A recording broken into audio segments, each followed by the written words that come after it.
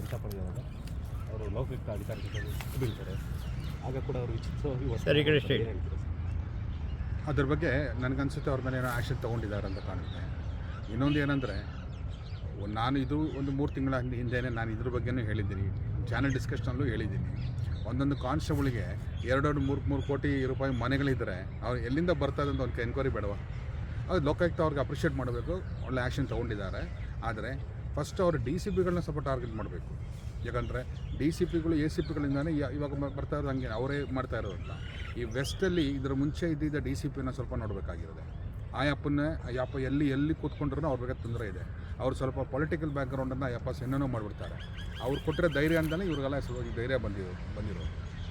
ಪೊಲೀಸರು ತುಂಬ ಕ್ರೈಮಲ್ಲಿ ಸಿಕ್ಕಾಕೊಳ್ತಾ ಇದ್ದಾರಲ್ಲ, ಅವರೇ ಅರೆಸ್ಟ್ ಆಗ್ತಾ ಇದ್ದಾರೆ. ಎಲ್ಲ ಕಡೆ ಇವಾಗ ಅವರೇ ಅರೆಸ್ಟ್ ಆಗ್ತಾ ಇದ್ದಾರೆ.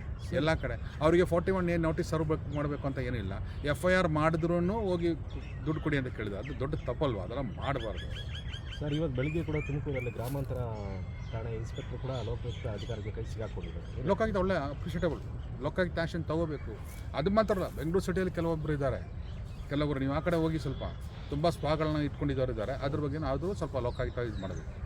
ಅದ್ರ ಬಗ್ಗೆ ಪೊಲೀಸ್ ಸ್ಟೇಷನ್ಗಳು ಒಂಥರ ಕಲೆಕ್ಷನ್ ಸೆಂಟರ್ ಥರ ಆಗಿದೆ ಅಂತ ಅನ್ಸಲ್ಲ? ಕಾನ್ಸ್ಟೇಬಲ್ಗಳು ಮಾಡ್ತಾ ಇರೋದು ಮೇಯ್ನಾಗಿ, ಕಾನ್ಸ್ಟೇಬಲ್ಗಳ ಮೇಯ್ನಾಗಿ ಮಾಡ್ತಾ ಇರೋದು. ಅಂಥವ್ರ ವಿರುದ್ಧ ಆ್ಯಕ್ಷನ್ ತೊಗೋಬೇಕು ಸರ್. ಕೆಲವೊಬ್ಬ ಪೊಲೀಸ್ ಆಫೀಸರ್ಗಳು ಕೂಡ ಕೆಲವರು ಲಂಚ ಕೊಟ್ಬಿಟ್ಟು ಆ ಪೋಸ್ಟಿಂಗ್ ಬರ್ತಾರೆ ಅಂತ ಹೇಳ್ತಾರೆ. ಅದು ನಾನೇನು ಹೇಳಲ್ಲ, ಅದ್ರ ಬಗ್ಗೆ ನನಗೇನು ಗೊತ್ತಿಲ್ಲ. ಅದು ಇನ್ನೊಂದು ಏನಂದರೆ, ಕೆಲವೊಮ್ಮೆ ಒಳ್ಳೆಯವರು ಆಫೀಸರ್ಸು ಇದ್ದಾರೆ, ಎಲ್ಲರೂ ಕೆಟ್ಟವರು ಅಂತಲ್ಲ, ಒಳ್ಳೆಯವರು ಇದ್ದಾರೆ.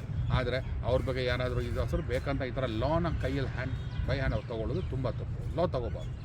ಏನಿದು ಪ್ರೊಸೀಜರ್ ಪ್ರಕಾರ ಮಾಡಲಿ, 41 ನೋಟಿಸ್ ಕೊಟ್ಬಿಟ್ಟು ಕರೆಸಲಿ. ಇದೇನು ಮಾಡಲ್ಲ, ಮನೆಗೆ ನುಗ್ಬಿಟ್ಟು ಕರ್ಕೊಂಡು ಹೋಗೋದು, ಆಮೇಲೆ ಬಾರ್ಗೇನ್ ಮಾಡೋದು.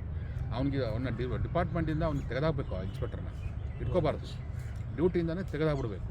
ಒಂದು ಸತಿ ಹಂಗೆ ಮಾಡಿದ್ರೆ ಇವ್ರಿಗೆ ಸಸ್ಪೆಂಡ್ ಮಾಡಿ ಸ್ವಲ್ಪ ದಿವಸದಲ್ಲಿ ಮತ್ತೆ ಕರ್ಸ್ಕೊಂಡ್ರೆ ಇನ್ನೂ ಅವ್ರಿಗೆ ಧೈರ್ಯ, ಯಾರು ಏನೇ ಮಾಡೋದು ನಮ್ಗೆ ಧೈರ್ಯ ಅಂತ ಗೊತ್ತಾಗುತ್ತೆ ಅವರಿಗೆ. ಅವ್ರು ಫಸ್ಟ್ ಅವನ್ನ ಡಿಪಾರ್ಟ್ಮೆಂಟಿಂದ ತೆಗೆದಬೇಕು, ಡಿಸ್ಮಿಸ್ ಮಾಡಬೇಕು ಕೆಲಸದಿಂದ. ಅದು ಮಾಡಬೇಕು. ಲೋಕಾಯುಕ್ತ ಅಧಿಕಾರಿಗಳು ಒಳ್ಳೆ ಕೆಲಸ ಅಪ್ರಿಷಿಯೇಟ್ ಮಾಡಿ ತುಂಬ ಒಳ್ಳೆ ಕೆಲಸ. Thank you sir.